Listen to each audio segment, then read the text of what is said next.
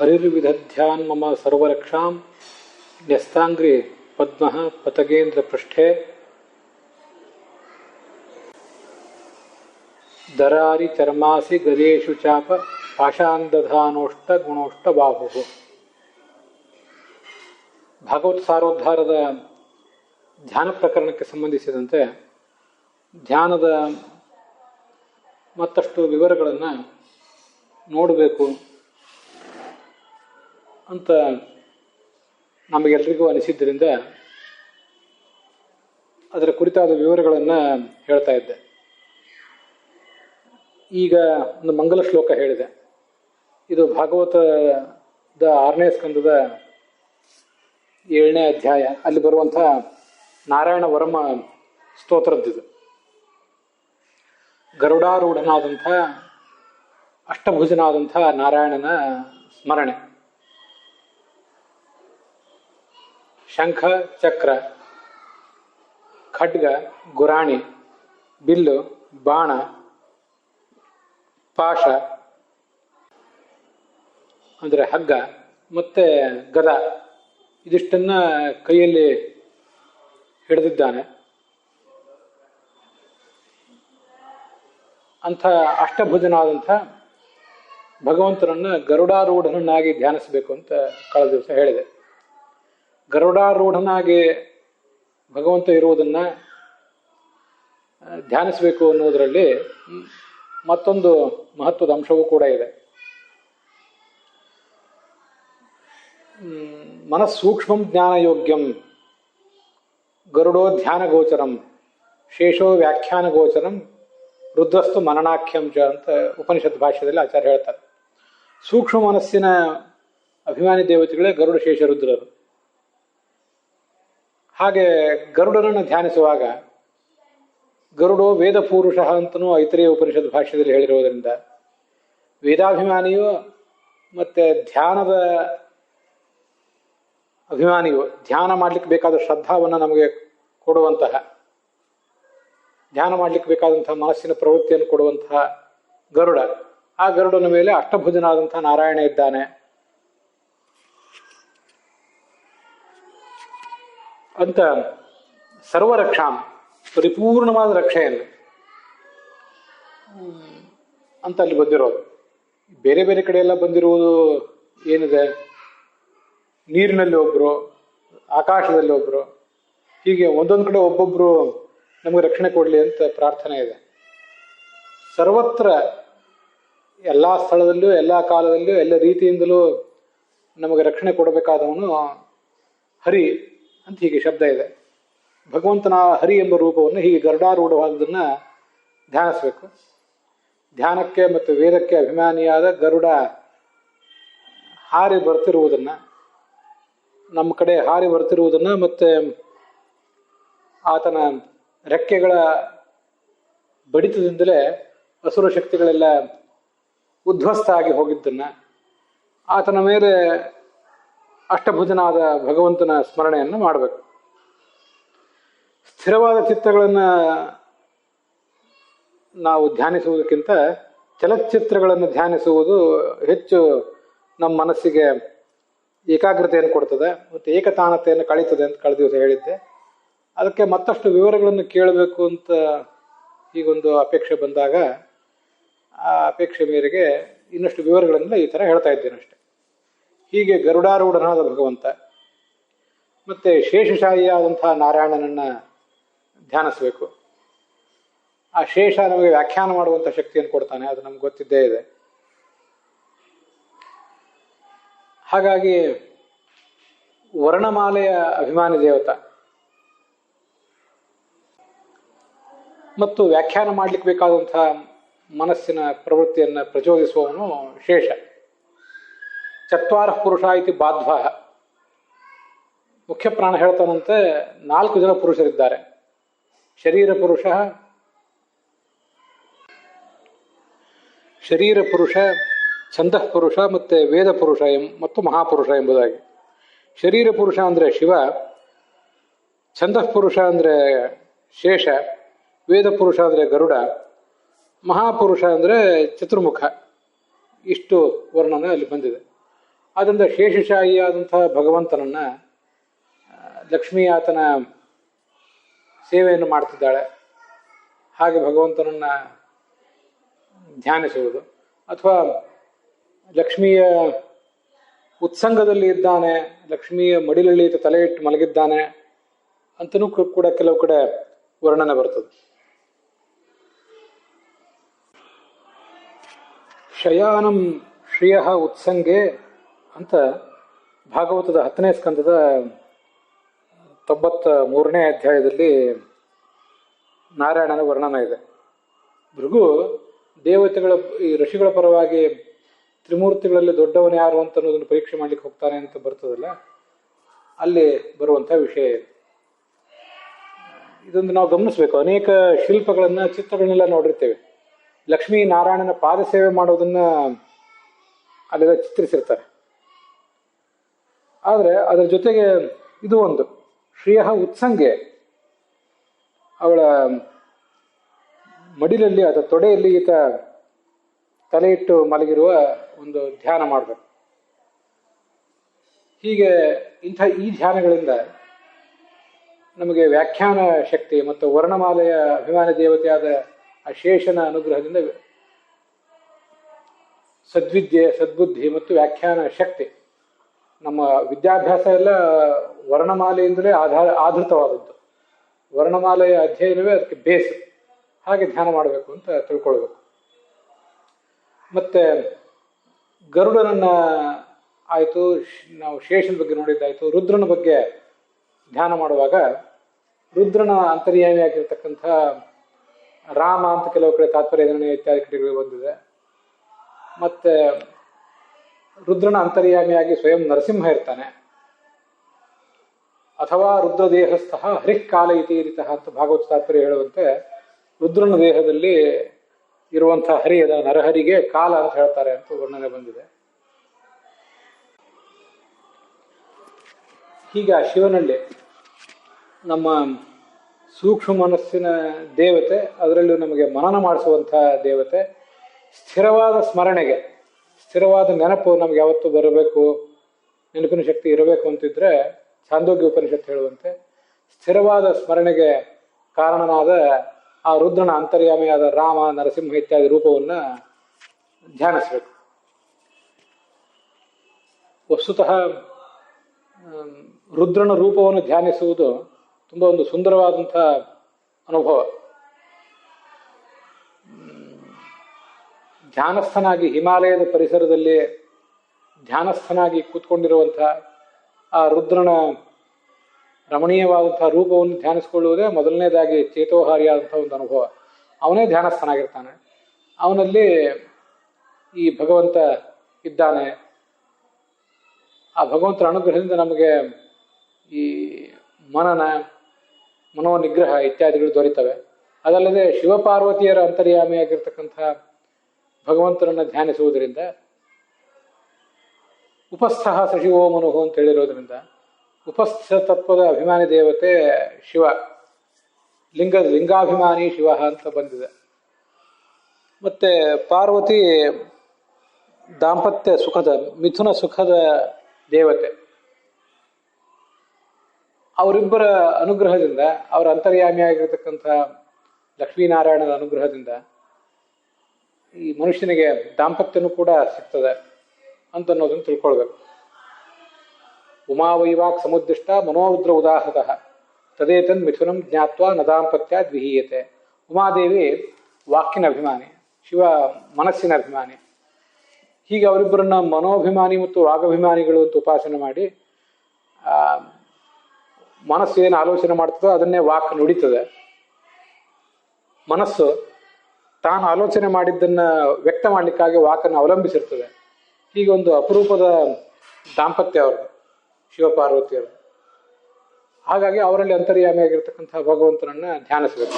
ಅದರಿಂದ ನಾವು ಬರುವಂಥ ಪ್ರಯೋಜನಗಳನ್ನು, ನಮಗಾಗುವ ಅನುಗ್ರಹಗಳನ್ನು ಕೂಡ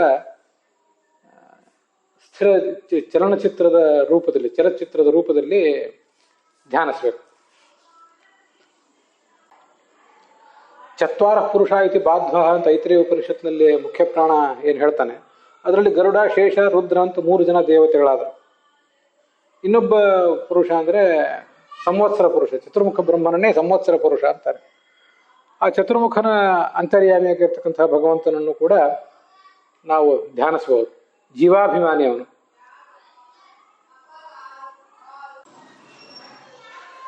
ಆ ಚತುರ್ಮುಖನ ಅಭಿಮಾನಿಯಾದ ಭಗವಂತನನ್ನು ಕೂಡ ಧ್ಯಾನಿಸಬೇಕು. ಯಾಕಂದ್ರೆ ಚತುರ್ಮುಖ ಬ್ರಹ್ಮ ಕಾಲದ ಅಭಿಮಾನಿ ಮತ್ತು ಜೀವದ ಅಭಿಮಾನಿ. ಕಾಲ ಜೀವಾಭಿಮಾನಿನ ರೂಪದ್ವಂದ್ವಿ ಚತುರ್ಮುಖ ಅಂತ. ಕಾಲ ಜೀವ ಗುಣಾನಾಂಚ ಅಭಿಮಾನಿ ಚತುರ್ಮುಖ ಅಂತ ಭಾಗವತ ತಾತ್ಪರ್ಯ 2 ಸರಿ ಹೇಳ್ತದೆ. ಹೀಗೆ ಕಾಲಾಭಿಮಾನಿ ರೂಪ ಒಂದು, ಜೀವಾಭಿಮಾನಿ ರೂಪ ಒಂದು. ಆ 2 ರೂಪಗಳಿಂದ ನಮ್ಮೆಲ್ಲ ಜೀವರಾದಂತಹ ನಮ್ಮೆಲ್ಲರಿಂದ ಸಾರ್ಥಕವಾಗಿ ಆತ ಕಾಲ ಯಾಪನ ಮಾಡಿಸ್ಬೇಕು. ವಿಷ್ಣುರ್ ವಿಷಯ ಧರ್ಮೇಶು ಜ್ಞಾನಾದಿಷು ಚತುರ್ಮುಖ.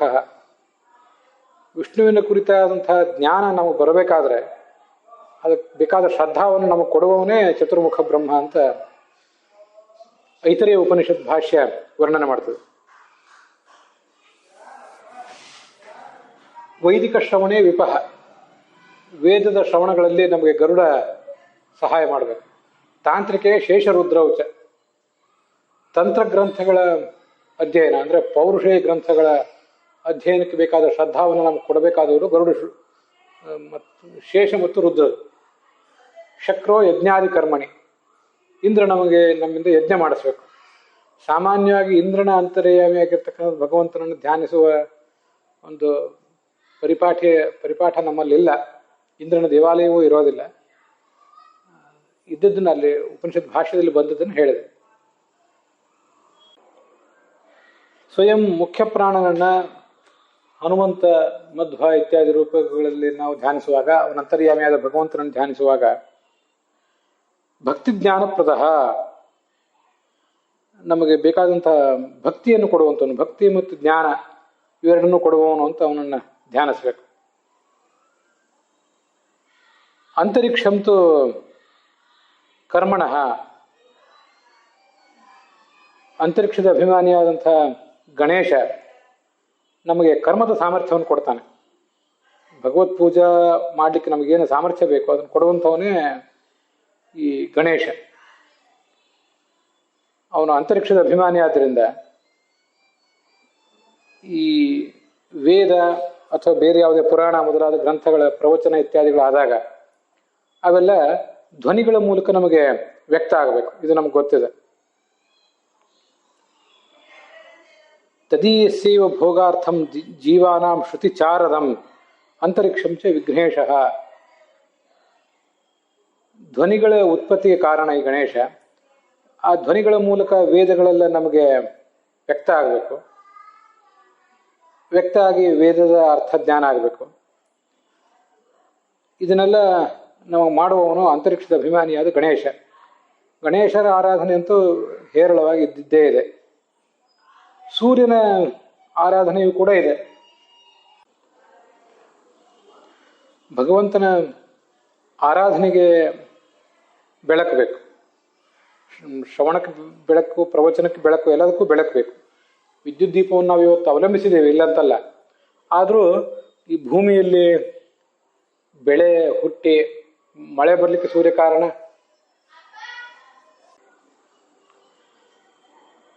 ಮತ್ತು ಆ ಬೆಳೆ ನಮ್ಮ ಹೊಟ್ಟೆಗೆ ಬಂದು ಸೇರಬೇಕು ಧಾನ್ಯದ ರೂಪದಲ್ಲಿ. ಹೀಗೆ ಮಳೆ ಬರ್ಲಿಕ್ಕೆ ಅವನ ಕಾರಣ, ಬೆಳೆ ಬೆಳಿಲಿಕ್ಕೆ ಸೂರ್ಯ ಕಾರಣ, ಬೆಳಕು ಅವನು ಕೊಡುವಂಥವನು. ಹೀಗೆ ಸರ್ವದೇಹಾಭಿಮಾನಿತು ದೇಹಿನಾಂಭಿ ದಿವಾಕರ ಅಂತ ಭಾಗವತ ತಾತ್ಪರ್ಯ ಹೇಳುವಂತೆ ದೇಹಾಭಿಮಾನಿ ಈ ಸೂರ್ಯ, ಅವನಲ್ಲಿ ಅಂತರ್ಯಾಮಿಯಾಗಿರ್ತಕ್ಕಂಥ ಈ ಗಾಯತ್ರಿ ರೂಪದ ಭಗವಂತನನ್ನ ಧ್ಯಾನಿಸ್ಬೇಕು.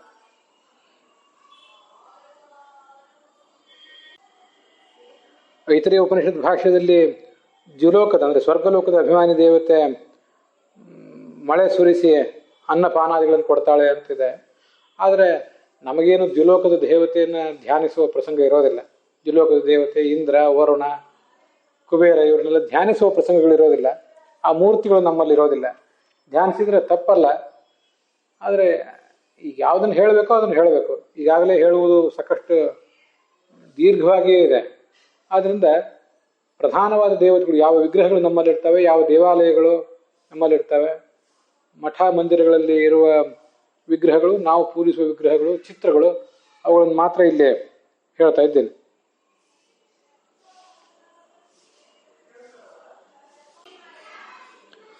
ಇಲ್ಲೊಂದು ವಿಷಯವನ್ನು ಹೇಳಬೇಕು ಅಂತ ಒಬ್ಬರು ಕೇಳಿದರು. ಗರುಡ, ಶೇಷ, ರುದ್ರ, ಚತುರ್ಮುಖ, ಮುಖ್ಯ ಪ್ರಾಣ, ಗಣೇಶ ಇವರೆಲ್ಲರ ಅಂತರ್ಯಾಮಿಯಾಗಿರ್ತಕ್ಕಂಥ ಭಗವಂತನನ್ನು ಧ್ಯಾನಿಸಬೇಕು ಅಂತ. ಗೋಲಕ ದ್ವಿತಯಂ ವಾಪಿ ತತಯಂ ವಾಪಿ ಚಿಂತೆಯೇತ್ ಅಂತ ತಂತ್ರಸಾರದಲ್ಲಿ ಆಚಾರ್ಯರು ಹೇಳ್ತಾರೆ. 2 ಗೋಲಕಗಳನ್ನು ಅಥವಾ 3 ಗೋಲಕಗಳನ್ನು ಭಗವಂತನಿಗೆ ಚಿಂತನೆ ಮಾಡಬೇಕು ಅಂತ ಅಲ್ಲಿ ಬಂದಿರೋದು. ಆ 2 ಗೋಲಕಗಳು ಮತ್ತು 3 ಗೋಲಕಗಳು ಅಂದ್ರೆ ಏನು? ಅದರದ್ದೊಂದು ಸ್ವಲ್ಪ ಈಗ ಇಲ್ಲಿ ನಾವು ಧ್ಯಾನ ಕುರಿತಾಗೆ ನೋಡ್ತಿರೋದ್ರಿಂದ ಅದನ್ನು ಸ್ವಲ್ಪ ನೋಡೋಣ. ಗೋಲಕ ದ್ವಿತಯಂ ವಿಷ್ಣು ತೃತಯಂ ವಾಪಿ ಕೀರ್ತಿತ್ತಂ ಅನ್ಯದೇವ ಪ್ರತಿಷ್ಠಾಸು ತದಂತಶ್ಚಿಂತೆಯೇ ಧರಿಂ. ಗೋಲಕಗಳ ಒಳಗೆ 2 ಅಥವಾ 3 ಗೋಲಕಗಳ ಒಳಗೆ ಭಗವಂತನ ಧ್ಯಾನಿಸಬೇಕು ಅಂತ. ಹರಿಕಥಾಮೃತಸಾರದಲ್ಲಿ ಓದಿದ್ದನ್ನು ನೀವೆಲ್ಲ ಕೇಳಿರ್ತೀರಿ. ದಲಿತ ಪಂಚತ್ರಯ ಸುಗೋಲಕವನ್ನು ಅರಿತು ಭುಂಜಿಸುತ್ತಿರೋ ಅಂತ 3 ಅಥವಾ 5 ಗೋಲಕಗಳನ್ನು ಧ್ಯಾನಿಸಬೇಕು ಅಂತ ಅಲ್ಲೊಂದು ಕಡೆ ಬಂದಿದೆ. ಅದ್ರ ಬಗ್ಗೆನೂ ಒಂದಿಷ್ಟು ನೋಡಿದ್ರೆ ಧ್ಯಾನದ ಬಗ್ಗೆ ಸಾಕಷ್ಟು ವಿವರಗಳನ್ನು ನಾವು ನೋಡ್ಲಿಕ್ಕೆ ಅನುಕೂಲ ಆಗ್ತದೆ. ಗೋಲಕ ಅಂದ್ರೆ ಭಗವಂತನ ಸನ್ನಿಧಾನವನ್ನು ರಕ್ಷಿಸುವ ದೇವತೆಗಳು ಅಂತ ಅರ್ಥ. ತಂತ್ರಸಾರಕ್ಕೆ ಛಲಾರಿ ಆಚಾರ್ಯರ ವ್ಯಾಖ್ಯಾನ ಮತ್ತು ರಘುನಾಥ ತೀರ್ಥ ಸ್ವಾಮಿಗಳ ವ್ಯಾಖ್ಯಾನ ಇದೆಲ್ಲ ಇದೆ. ಅದರಲ್ಲಿ ಒಂದು ವ್ಯಾಖ್ಯಾನ ನನಗೆ ಹೆಚ್ಚು ಮನಸ್ಸಿಗೆ ಸುಲಲಿತ ಅನಿಸಿದ್ದು ಮತ್ತು ನಮಗೆ ನೆನಪಿಟ್ಕೊಳ್ಳಿಕ್ಕೆ ಸಾಧನೆ ಮಾಡಲಿಕ್ಕೆ ಅನುಕೂಲ ಆಗುವಂಥ ಒಂದು ವ್ಯಾಖ್ಯಾನವನ್ನು ನಾನು ಮನಸ್ಸಿನಲ್ಲಿ ಇಟ್ಕೊಂಡಿದ್ದೇನೆ. ಅದೊಂದನ್ನು ಹೇಳ್ತೇನೆ. ಗುಡಿ ರಕ್ಷಣೆ ಅಂತ ಧಾತು. ಯಾವುದು ರಕ್ಷಿಸ್ತದೋ ಅದನ್ನು ಗುಡಿ ಅಂತಾರೆ. ಭಗವಂತನಿಗೆ ನಾವು ಗುಡಿ ಕಟ್ತೇವಲ್ಲ, ಆ ಗುಡಿ ಕೂಡ ಭಗವಂತನ ಸನ್ನಿಧಾನವನ್ನು ರಕ್ಷಿಸ್ತದೆ, ಭಗವಂತನನ್ನು ರಕ್ಷಿಸೋದಿಲ್ಲ. ಭಗವಂತನ ವಿಗ್ರಹಕ್ಕೆ ಯಾವುದೇ ಅಪಚಾರ ಆಗದೆ ಇರುವಂತೆ ಅವನನ್ನು ಅದು ನೋಡ್ಕೊಳ್ತದೆ. ಆದ್ರಿಂದ ಅದು ಗುಡಿ ಅಂತಾರೆ. ಗೋಲಕಗಳು ಅಂತ ಏನಂತಾರಲ್ಲ, ಗೋಲಕಗಳು ಕೂಡ ಭಗವಂತನ ಸನ್ನಿಧಾನವನ್ನು ರಕ್ಷಿಸ್ತವೆ. ಅದಕ್ಕಾಗಿ ಅವುಗಳನ್ನು ಗೋಲಕಗಳು ಅಂತ ಹೇಳೋದು. ನಾವೀಗ ಗರುಡ, ಶೇಷ, ರುದ್ರ, ಗಣೇಶ, ಸೂರ್ಯ ಹೀಗೆ ಪರಶುಕ್ಲ ತ್ರಯೇತರ ದೇವತೆಗಳೇನಿದ್ದಾರೆ ಅವರಲ್ಲಿ ಅಂತರ್ಯಾಮಿಯಾಗಿರ್ತಕ್ಕಂಥ ಭಗವಂತನನ್ನು ಧ್ಯಾನಿಸುವಾಗ 3 ಗೋಲಕಗಳನ್ನು ಚಿಂತಿಸಬೇಕು. ಇದನ್ನ ನಾವು ನೆನಪಿಟ್ಕೊಳ್ಬೇಕು. ಹೊರಗಿನ ವಿಗ್ರಹವನ್ನ ದೂರ ಇಡೋಣ. ನಾವು ರಾಘವೇಂದ್ರ ಸ್ವಾಮಿಗಳ ವೃಂದಾವನವನ್ನು ಮತ್ತೆ ಯಾವುದೋ ಶಿವನ, ಗಣೇಶನ, ನಾಗನ, ಶೇಷನ ವಿಗ್ರಹಗಳನ್ನೆಲ್ಲ ನೋಡಿದಾಗ ವಿಗ್ರಹಗಳನ್ನು ಗೋಲಕ ಅಂತ ಪರಿಗಣಿಸೋದಿಲ್ಲ. ವಿಗ್ರಹನೂ ಒಂದು ರೀತಿ ಗೋಲಕನೇ, ಹರಿಕಥಾಮೃತ ಸಾರದ ಇತ್ಯಾದಿಗಳಲ್ಲಿ ಹೇಳಿದಂತೆ. ನಾನು ಅದನ್ನ ಇಲ್ಲಿ ಹೇಳ್ತಾ ಇಲ್ಲ. ವಿಗ್ರಹ ಗೋಲಕ ಅಂತ ಪರಿಗಣಿತ ಆಗಿಲ್ಲ ಈಗ ನಾನು ಹೇಳುವ ವ್ಯಾಖ್ಯಾನದಲ್ಲಿ. ಮತ್ತೆ ಭಗವಂತ ಸ್ವಯಂ ಏನಿದ್ದಾನೆ ಅವನಂತೂ ಗೋಲಕ ಅಲ್ವೇ ಅಲ್ಲ, ಅವನಿಗೆ ಇವೆಲ್ಲ ಗೋಲಕ. ರಾಘವೇಂದ್ರ ಸ್ವಾಮಿಗಳ ವೃಂದಾವನವನ್ನು ನಾವು ನೋಡಿದರೆ, ರುದ್ರನ ಲಿಂಗವನ್ನು ನಾವು ನೋಡಿದರೆ, ಆ ಲಿಂಗದೊಳಗಿರುವ ರುದ್ರ ಸ್ವಯಂ ಪಾರ್ವತಿ ರಮಣನಾದ ರುದ್ರ ಒಂದು ಗೋಲಕ, ಅವನಲ್ಲಿ ಮುಖ್ಯ ಪ್ರಾಣ ಒಂದು ಗೋಲಕ, ಅವನಲ್ಲಿ ಲಕ್ಷ್ಮೀದೇವಿ ಮತ್ತೊಂದು ಗೋಲಕ. ಹೀಗೆ ಈ 3 ಗೋಲಕದೊಳಗೆ ಶಿವ ಸ್ವಯಂ ಪರಮಾತ್ಮ ಇದ್ದಾನೆ ಅಂತ ಧ್ಯಾನಿಸ್ಬೇಕು. ಇದೆಲ್ಲ ಪರಶುಕ್ಲ ತ್ರಯೇತರ ದೇವತೆಗಳನ್ನು ಧ್ಯಾನಿಸುವಾಗ ಮತ್ತು ಅವರ ವಿಗ್ರಹಗಳಲ್ಲಿ ಅದನ್ನು ನಾವು ಆಲೋಚನೆ ಮಾಡುವಾಗ, ಅನುಸಂಧಾನ ಮಾಡಿಕೊಳ್ಳುವಾಗ ಇರಬೇಕಾದಂಥ ಎಚ್ಚರ. ತಂದೆ, ತಾಯಿ, ಗುರು ಪ್ರತಿಯೊಬ್ಬರಿಗೂ ಕೂಡ ನಮಸ್ಕಾರ ಮಾಡುವಾಗಲೂ ಎಲ್ಲ ಕಡೆನೂ ಕೂಡ 3 ಗೋಲಕಗಳೇ. ಆಯಾ ವಿಗ್ರಹಗಳಲ್ಲಿ, ಆಯಾ ದೇಹಗಳಲ್ಲಿ ಇರುವ ಚೇತನ ಒಂದು. ತಂದೆ, ತಾಯಿ, ಸ್ವಾಮಿಗಳು, ಗುರುಗಳು, ಗರುಡ, ಶೇಷ, ರುದ್ರ, ಪರಶುಕ್ಲ ತ್ರಯೇತರ ದೇವತೆಗಳವರೆಗೆ ಅದೊಂದು ಗೋಲಕ. ಮುಖ್ಯ ಪ್ರಾಣ 2ನೇ ಗೋಲಕ, 3ನೇ ಗೋಲಕ ಲಕ್ಷ್ಮಿ. ಅವಳೊಳಗಿರುವಂತಹ ಭಗವಂತನನ್ನು ಹೀಗೆ ಧ್ಯಾನಿಸಬೇಕು. ಇನ್ನು ದ್ವಿತೀಯ 2 ಗೋಲಕಗಳನ್ನು ಯಾವಾಗ ಚಿಂತಿಸುವುದು ಅಂದ್ರೆ, ಸ್ವಯಂ ಮುಖ್ಯ ಪ್ರಾಣನ ಅಥವಾ ಲಕ್ಷ್ಮೀದೇವಿಯ ಅಥವಾ ಪರಮಾತ್ಮನ ವಿಗ್ರಹಗಳನ್ನು ನಾವು ನಮಸ್ಕರಿಸುವಾಗ, ಪ್ರದಕ್ಷಿಣೆ ಮಾಡುವಾಗ ಅಲ್ಲಿ ನಾವು ಚಿಂತಿಸಬೇಕಾದ್ರೆ ಎರಡೇ ಗೋಲಕ. ಯಾಕೆಂದರೆ ಮುಖ್ಯ ಪ್ರಾಣನ ಲಕ್ಷ್ಮೀದೇವಿಯ ಮತ್ತು ಪರಮಾತ್ಮನ ವಿಗ್ರಹದ ಒಳಗೆ ಮೊದಲನೇ ಗೋಲಕ ಅಂದರೆ ಮುಖ್ಯ ಪ್ರಾಣನೇ, ಲಕ್ಷ್ಮೀದೇವಿ ಎರಡನೇ ಗೋಲಕ, ಅವಳೊಳಗೆ ಪರಮಾತ್ಮ ಇದ್ದಾನೆ. ಒಂದೇ ಗೋಲಕವನ್ನು ಚಿಂತಿಸಲಿಕ್ಕೆ ಸಾಧ್ಯವೇ ಇಲ್ಲ. ಯಾಕಂದರೆ ಲಕ್ಷ್ಮೀದೇವಿಯ ದೇವಾಲಯ ಮತ್ತು ವಿಗ್ರಹ ಇತ್ಯಾದಿಗಳನ್ನು ನಾವು ನೋಡಿದಾಗಲೂ ಕೂಡ ಅಲ್ಲಿಯೂ ಭಾರತೀಯ ರಮಣನ ಮುಖ್ಯ ಪ್ರಾಣಾಂತರ್ಗತನಾದ ಲಕ್ಷ್ಮೀನಾರಾಯಣರನ್ನೇ ಧ್ಯಾನಿಸಬೇಕಾಗ್ತದೆ. ಆದ್ದರಿಂದ ಒಂದೇ ಒಂದು ಗೋಲಕವನ್ನು ಆರಾಧಿಸುವ ಪ್ರಶ್ನವೇ ಇಲ್ಲ. 2 ಅಥವಾ 3 ಬೇಕು ಅಂತ ಆಚಾರ್ಯ ಹೇಳಿದ್ದು ಅದಕ್ಕಾಗಿ. ತದಂತಶ್ಚಿಂತೆಯೇ ಧರಿಂ, ಅದರೊಳಗೆ 2 ಅಥವಾ 3 ಗೋಲಕಗಳ ಒಳಗೆ ಭಗವಂತನ ಧ್ಯಾನಿಸ್ಬೇಕು. ನಾವು ಹರಿಕಥಾಮೃತಸಾರದ ಸ್ವಲ್ಪ ವಿವರಗಳನ್ನು ಹೀಗೆ ಗಮನಿಸುವುದಾದರೆ,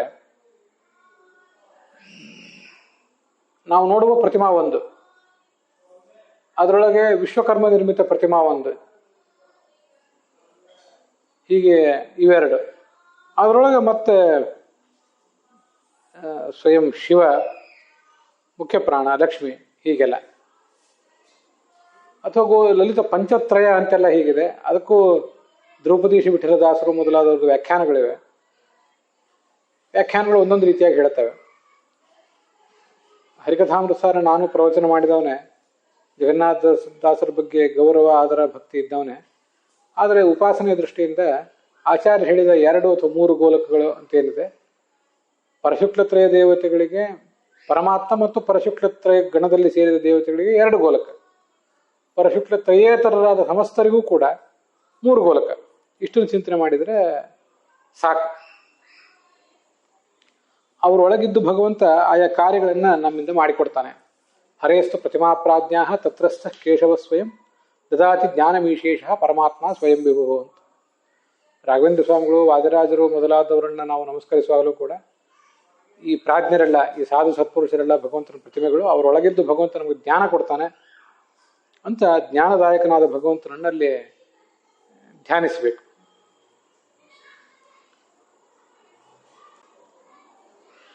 ಮತ್ತೆ ತಂತ್ರಸಾರ ಮೊದಲಾದ ಕಡೆ ಅನೇಕ ಧ್ಯಾನ ಶ್ಲೋಕಗಳೇನಿವೆ. ಆ ಧ್ಯಾನ ಶ್ಲೋಕಗಳನ್ನು ಅದರ ಅರ್ಥ ತಿಳಿದುಕೊಂಡು ಅದನ್ನು ಚಲಚ್ಚಿತ್ರದ ರೂಪದಲ್ಲಿ ನಮ್ಮ ಕಣ್ಮುಂದೆ ತಂದುಕೊಳ್ಳಿಕ್ಕೆ ಪ್ರಯತ್ನ ಪಡಬೇಕು. ಉದಾಹರಣೆಗೆ ಹೀಗೊಂದು ರಾಮನ ಶ್ಲೋಕ ಕೇಳಿ ಬರ್ತದೆ. ಶ್ಯಾಮಂ, ಅವನು ನೀಲ ವರ್ಣ ಉಳ್ಳವನು, ಸೂರ್ಯನಿಗಿಂತಲೂ ಚಂದ್ರನಿಗಿಂತಲೂ ಮಿಗಿಲಾದಂಥ ಕಾಂತಿ ಇದ್ದವನು. ಒಂದು ಕೈಯಲ್ಲಿ ಜ್ಞಾನ ಮುದ್ರ ಇದೆ, ಬಲಗೈಯಲ್ಲಿ, ಎಡಗೈಯಲ್ಲಿ ಬಾಣ ಇದೆ. ಲಕ್ಷ್ಮೀ ಸಮೇತ, ಸೀತಾ ಸಮೇತನಾಗಿದ್ದಾನೆ. ಹನುಮಂತ ಮೊದಲಾದವರಿಗೆ ಆ ತತ್ವವನ್ನು ತನ್ನನ್ನು ಉಪದೇಶ ಮಾಡ್ತಾ ಇದ್ದಾನೆ. ಅಜಿತಂ ಸ್ಮರತ ಉರುಗೀರ್ಭಿ, ಇಂಥ ರಾಮನನ್ನ ಧ್ಯಾನಿಸಿರಿ, ಶ್ರೇಷ್ಠವಾದ ಸ್ತೋತ್ರಗಳ ಮೂಲಕ ಆತನನ್ನು ಧ್ಯಾನಿಸಿರಿ ಅಂತ ಹೇಳಿದ್ದಾರೆ. ಇಲ್ಲಿ ನೋಡಿ, ಸಂದರ್ಶಯಂತಂ, ಅವನು ಬೋಧನೆ ಮಾಡ್ತಾ ಇರುವುದನ್ನು, ಕೆಲವು ಕಡೆ ಸ್ಥಿರವಾದ ಚಿತ್ರಗಳನ್ನೇ ವರ್ಣನೆ ಮಾಡಿರ್ತಾರೆ. ಉದಾಹರಣೆಗೆ ಧ್ಯೇಯ ಸದಾ ಸವಿತೃಮಂಡಲ ಮಧ್ಯವರ್ತಿ ಅನ್ನುವಲ್ಲಿ ಅವನು ಮಾಡ್ತಾ ಇರುವ ಕೆಲಸವನ್ನೇನೂ ವರ್ಣನೆ ಮಾಡಿಲ್ಲ. ಧಿಯೋ ಯೋನೋ ಪ್ರಚೋದಯ, ಅವನ ಬುದ್ಧಿಯನ್ನು ಪ್ರೇರಿಸಲಿ ಅಂತ ಪ್ರಾರ್ಥನೆ ಇದೆ ಹೊರತು ಧ್ಯಾನ ಶ್ಲೋಕದಲ್ಲಿಯೇ ಅವರು ಆ ದೇವತೆ, ಆ ಭಗವಂತನ ರೂಪ ಮಾಡ್ತಿರುವ ಕೆಲಸವನ್ನೇನೂ ವರ್ಣಿಸಿಲ್ಲ. ಆದರೆ ಹಯಗ್ರೀವ, ಧನ್ವಂತರಿ ಮತ್ತು ರಾಮ ಇತ್ಯಾದಿ ರೂಪಗಳಲ್ಲಿ ಅವ್ರು ಮಾಡ್ತಿರುವ ಕೆಲಸ ಇನ್ನೂ ಪ್ರೆಸೆಂಟ್ ಕಂಟಿನ್ಯೂಸ್ ಟೆನ್ಸ್ನಲ್ಲಿ ಇರೋದನ್ನು ವರ್ಣನೆ ಮಾಡಿದ್ದಾರೆ. ಅದರಿಂದಾಗಿ ಇದೆಲ್ಲ ಚಲಚ್ಚಿತ್ರದ ರೂಪದಲ್ಲಿ ನಮ್ಮ ಧ್ಯಾನಕ್ಕೆ ವಿಷಯ ಆಗಬೇಕು ಅಂತ ನಾನು ಹೇಳಿದೆ. ನಸ್ತೋ ಮುಖಾದಪಿ ನಿರಂತರ ಮುದ್ಗಿರಂತಂ ಅಂತ ಹಯಗ್ರೀವ ರೂಪದಲ್ಲಿ ಹೇಳೋದು ಕೂಡ ಅದನ್ನೇ. ಮೂಗಿನಿಂದ ಬಾಯಿಯಿಂದ ನಿರಂತರವಾಗಿ ವಿದ್ಯೆಗಳನ್ನು ಹೊರಹಾಕ್ತಾ ಇದ್ದಾನೆ ಅಂಥ ಹಯಗ್ರೀವ.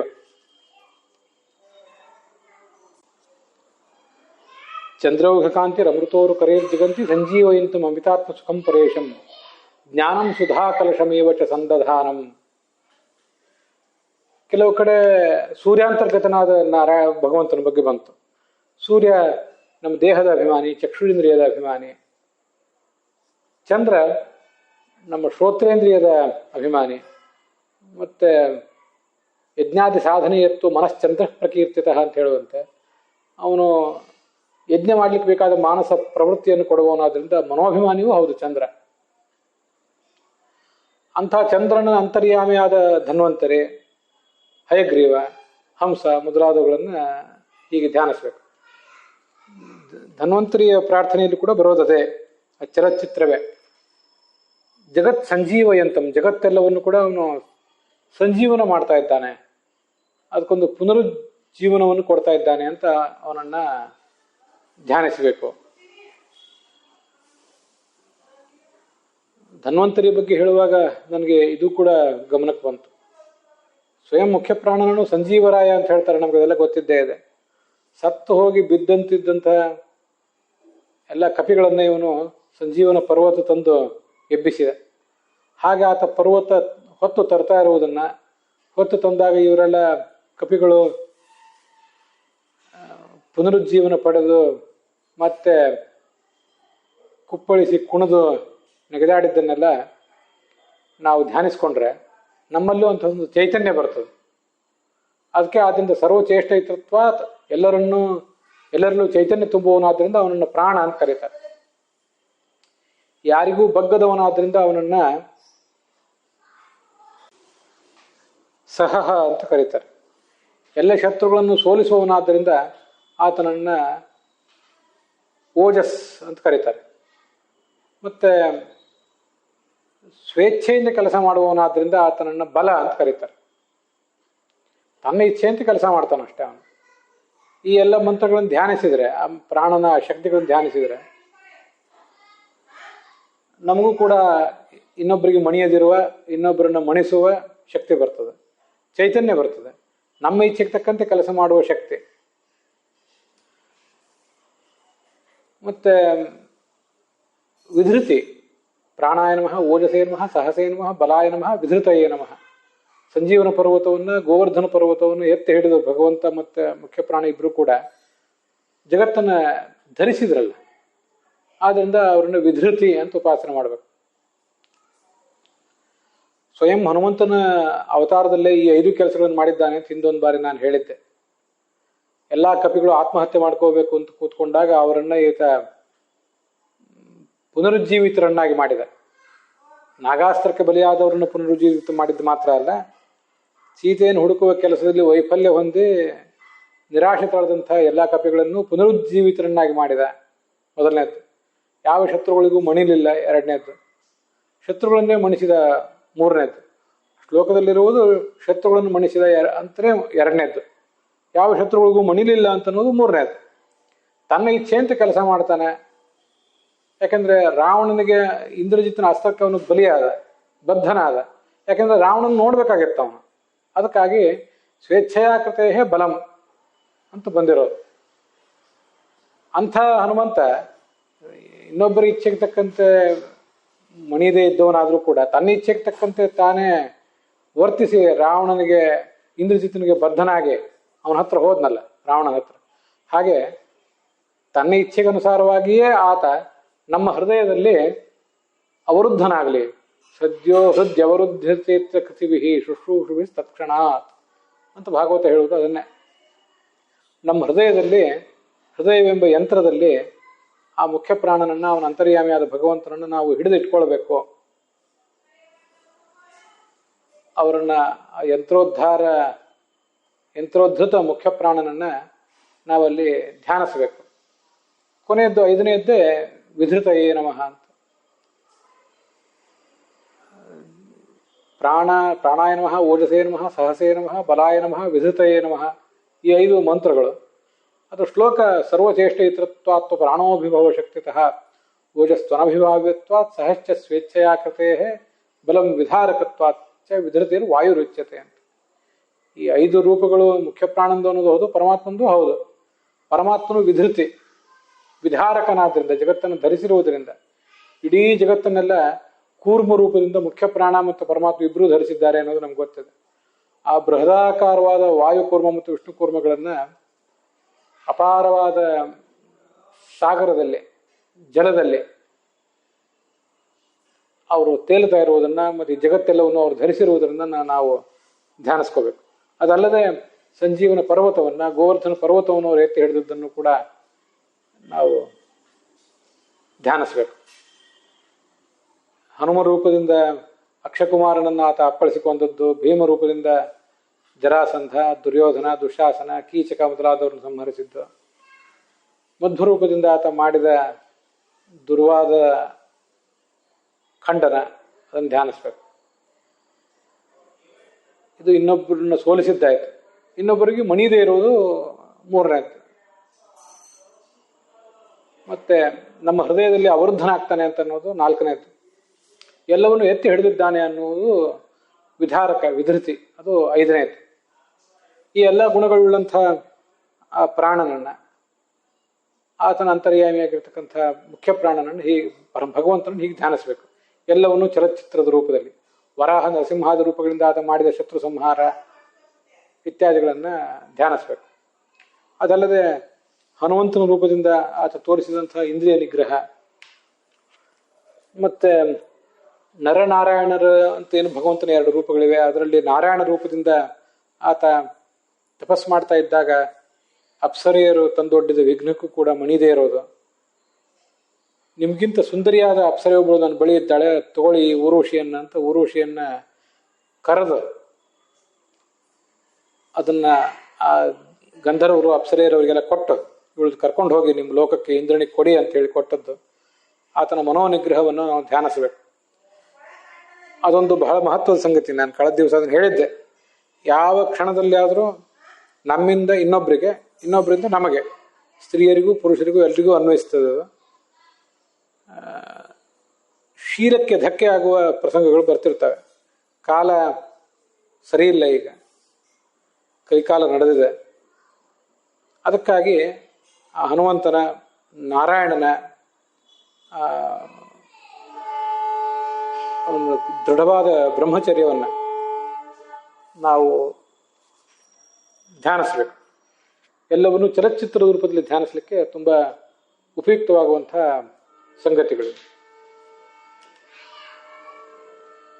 ನಾಳೆ ಮತ್ತಷ್ಟು ಸಂಗತಿಗಳನ್ನು ಸಾಧ್ಯ ಆದರೆ ನೋಡೋಣ.